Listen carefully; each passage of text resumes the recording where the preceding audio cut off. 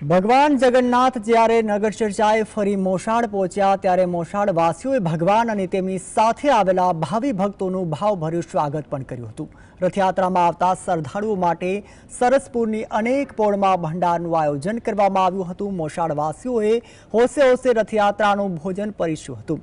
દર વર્ષે પોળમાં રહીશો પોતાની રીતે ભંડોળ એકત્રિત કરીને આ ભંડારનું આયોજન કરવામાં આવે છે।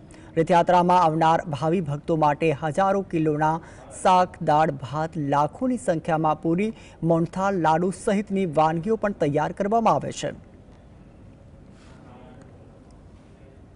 અમે પ્રસાદ તરીકે મોહનથાળ, પૂરી અને બટાકાનું શાક હોય।